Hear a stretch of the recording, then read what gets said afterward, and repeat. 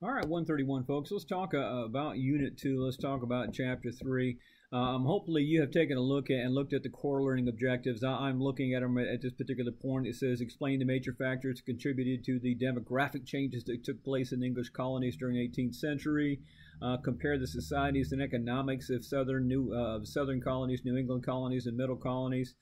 Describe the creation of race-based slavery during the 17th century and its impact on social and economic development. Analyze the impact of the Enlightenment and Great Awakening on the colonies.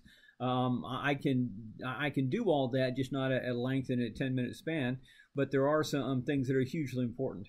You have to realize that people are coming here from Britain, and by Britain at this point I mean Great Britain, okay? Great Britain. That means the United Kingdom. That means Scotland. It means Ireland. It means England proper as well. And they're coming here for a variety of reasons. Sometimes it is economic opportunity. They have a lower standard of life there. They want to find a higher standard of life here. The answer to the standard of life and improving it is usually opportunity, and usually land is opportunity. And I'm sorry, with all the number of people in England, there's only so much land, and that land is usually ancestrally owned, and so there's not a lot of opportunity to get new land. Here they can go ahead and they can buy land, they can earn land. Okay, they can come here through indentured and earn the opportunity by the sweat of their brow to better their position. All right, and that's what they're here after. Now, some folks are trying to find a different kind of freedom besides economic freedom. Some folks are looking for religious freedom, because you're looking at a transition between kings and queens. You're looking at a transition between religion itself. Think about the fact that if you're Christian, right? If you're Christian, if you're Presbyterian, and suddenly everyone's a Baptist and you have to be Baptist, how does that sit with you? Or if you are a Baptist and suddenly you have to be Catholic, how is that going to sit with you? How flexible are you in your religious beliefs? How flexible are you in the fact that, listen, you're a Christian, but tell you what, the new president is a Muslim. And so he's decided that everyone should be Muslim like him. Are you going to be willing to set down your New Testament and pick up the Quran? Okay, are you going to be willing to ladies, I'm sorry, are you going to be willing to go ahead and cover your face, cover your body so that men are not being tempted? And so there's a lot of things going on. Sometimes they're fleeing position. Sometimes they're fleeing persecution.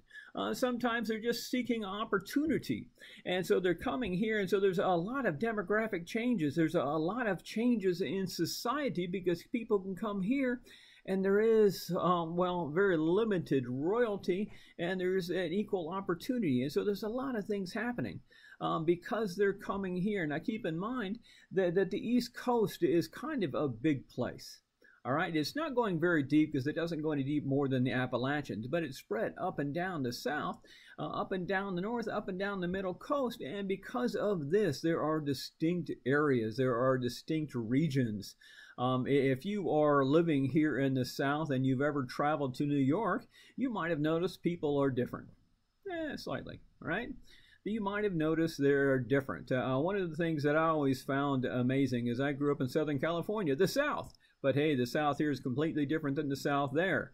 One of the things I learned about when I moved from Southern California to New Mexico, I lived in Albuquerque for a year, is the people there had no sense of humor. It was interesting because it was a different culture, and so the culture here is enabled by the economies. In the North, it's not a big farming community, it's a community of industry. The North, by that I mean New England. And so they're into shipping, they're into shipbuilding, they're into manufacturing trades, they're into fishing because the growing season there is much shorter. And so they have a different settlement. When you get into the middle colonies, by the middle colonies, you're looking at New York, you're looking at Connecticut, you're looking at that chunk in there, Maryland and a few other places. And although the foundation is a little bit different, they're going to be a mix. There's going to be some farming, there's going to be some manufacturing, there's going to be some trade in shipping. Okay, When you get down south, you hit Maryland, you hit Virginia, you come down to the Carolinas and Georgia, and excuse me, you're looking at agrarian communities.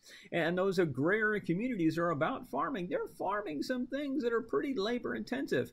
In that middle section of the coast, they're farming food. In the South, they're not farming food. In the South, they're farming tobacco. They're farming, in some cases, hemp. In some cases, they're farming cotton or rice. Yeah, I know rice is a food. But they're also very labor intensive, much more labor intensive than some of the other areas. Now, here's where we really start to get different cultures along the way, because if you are in New England, if you are in the middle colonies, you are an area that's easily fed by the importing of new people, by people coming from Britain, by people coming from Europe. There's a constant influx of immigration. Immigration from in the South, you don't have any major immigration ports. The closest you get to a major immigration port in the South is going to be Savannah, going to be Charleston, are going to be the hubs of what become the slave trade in the South. And since they are so labor-intensive crops, in some cases they call them killer crops, especially when you start to get to areas like sugarcane. It's hard to find people that willingly work that, and so they're going to find that it's more of a benefit to go ahead and, rather than hire indentured servants, rather than hire people to do it, they're going to go ahead and invest in slaves. The African slave trade is going to be booming here, and so there's a lot of stuff happening at this particular point. This race-based slavery is going to be the thing that makes the economy of the South. A lot of people talk about money, and they talk about the money in manufacturing. I'm sorry. Manufacturing in comparison to the planters' money here in the South and the huge plantations, there's a lot of things happening that there's a lot of money going on. One of the things that's happening that I want to hit on real quick, there's two major movements. There is something called the Enlightenment, and the Enlightenment is a different way of thinking. The Enlightenment is an age of reason. It's the birth of the age of scientific revolution. And so we start to look at a different way of things. What we do is we take it and we shelf religion and say, you know what, religion is interesting, but there are natural explanations to everything. And so we have this age of reason which is born. And this age of reason is the Enlightenment. We start to say, well, listen, this is how economics works, right? This is how weather works. This is how the planets work. That we can explain everything without this supernatural God taking place. And part of that is going to be also a movement that they call deism.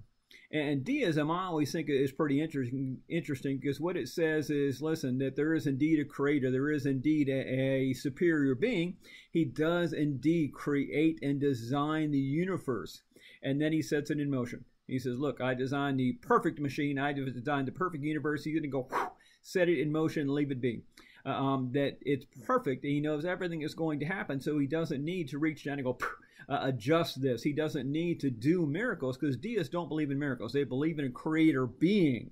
They believe in an upper power, but they don't believe that he intervenes because he created and anticipated every need of this perfect universe. Now, obviously, when you can explain everything, then we're going to have a little bit of a religious earthquake. And the religious earthquake is going to result in what becomes the Great Awakening. There's more to the Great Awakening than just the Age of Reason, because also what we're looking at is we push westward. In these colonies, we're going to start pushing against the French. We're going to start pushing against the Dutch. We're going to start pushing against the Native Americans, and they're going to fight back. And so there's going to be some unsurety. And this unsurety, this unsafeness, combined with what will be just this new awakening of religion, this new awakening of faith, is going to be that Great Awakening. And to me, this comes out of a guy named Jonathan Edwards. And Jonathan Edwards is going to be unique, because what he will do is he is going to appeal to emotion. And emotion and religion is something that hasn't really been combined. And what he's going to do is he's going to combine the two, and he's going to reach out to those people and threaten them and to stir within them the quakings of a fear of God. And so go ahead and look at the reading on this. And I'll talk a little bit about the very next chapter in chapter 4, but go ahead and take a look at this for now.